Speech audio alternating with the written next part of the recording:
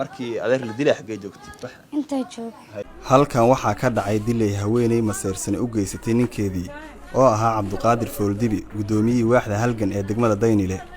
gabadha dilka geysatay waxay ahayd xaaska gudoomiyaha oo ugu timid guriga xaaska kale iyadoo wadata mindida ay ku dili doonto ninkeeda hadal in hadlo arkaas dhabo isu si gadaashiisu soo xijiyay labadooda hadal isdhaafsadeen mididan way ku buufsiis gabadhan yar waxay joogtay halkii lagu dilay adeerkeed waxaa ka muuqda argagax iyo maleen waa oo ku dhaliyay dilkii loo adeegsaday mindida oo ay goobjooga ka ahayd waa intay joogtay gudaha gashay naagtana soo fakfakatay way gelisay mindida marka adeer ma jiifo mise waa fadhiyo waa fadhiyo istagnay adi markaas maxaa qabanaysaa meeshaan tagnay gabartii rista haystay waa hurda ka soo kacay qeyladooda ku soo kacay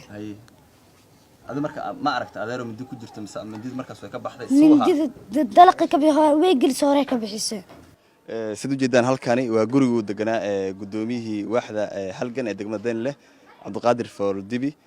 halkan waa meesha uu ku dhacay oo maarta ku dhig baxay halkaas ayaa mindida looga soo dhuftay waa uu soo socday halkan ayaa ahayd meeshii uu ku dalbaday gargaarka degdeg ah waxaana dhacdadani ahayd dhacdo xanuun badan oo deegaanka raadeerka saameyn weyn ku sameysay dadkuna hadal hayaan Fahma Axmed Maxamuud waa xaaska uu la joogay marka mindida lagu dilay gudoomiye Cabduqaadir waxay ka sheekeynaysaa siday wax u dhaceen sidoo ku dhacayna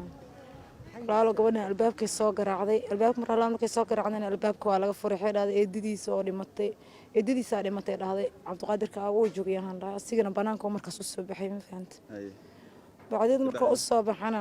kulli ayaga ninaagis qabo waa ayaga hadal isdhaafsadeen ade hadal markay isdhaafsadeen aan hal mas'ala walaalay gurigan iiga bax midida caadiga ah oo macnaha dilka loo isticmaalay ahayd sida dilka ah loo isticmaalo tooreeda ah midii way kala yeemana qudarta lagu jarjartaa Soomaa midna dilka loogu isticmaalna waa mid caadi ah xoolaha lagu qashto caadi ah midna waa mid oo dadka lagu dilo oo la soo sameeyo tumaalada laga soo suubiyo markii dilku uu dhacay gabadhii dishay mindida ma ka siibatay mise waa iska way siibatay mindida hore u qaadatabo adigu see ku dirantay markii dil meesha ka dhacay aniga waa labadeena saaban dhex galaba Soomaa markuu dhaco markii maxaa sameeyay waa qalqalaani gudoomiye ku-xigeenka amniga degmada Daynile Maxamed Cabduqaadir Faracade ayaa Shabeelle kula hadlay halka la geeyay meedka gudoomiyaha xaaskiisu mindida ku dishay waxa uu sheegay inay wali goobayaan gabadhii iska dishay saygeeda isqilaaf ka dhashay sida hadda xaaskiisu u dambeeyay warbixinta ka helnay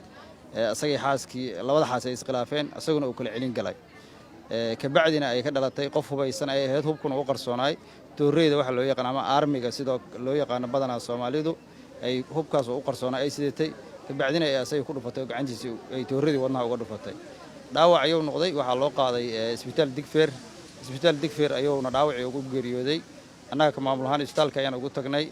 waan isqaybinay qaybna amnigana waxay qaateen inay raadiyaan qofkii filkaas geystay qaybna waxaan u aadnay isbitaalkii ka bacdina waxaan la aadnay CID iyo isbitaal Madiina soo marsiinay haddana waxaan u diyaar gareysanaa marxuumkaas in aasno waxaan kaloo dhacdadii qofkii geystay oo gacan ku dhiglahay wuu fakaday markii oo ciidamada amniga kama ag dhaweyn walow ay degdeg u soo gaareen meeshii warbixin wax degdeg u sii aysan jirin haddana ilaa hadda ma aanna ka harin raadad fiican ayaan haynaa waana ku raad joognaa dadka degan waaxda halgan ee gudoomiyaha ka ahaa Cabduqaadir Fooldibi waxay wali malaysan la yihiin wixii dhacay Maxamed Ciise Koona Shabeelle TV Muqdisho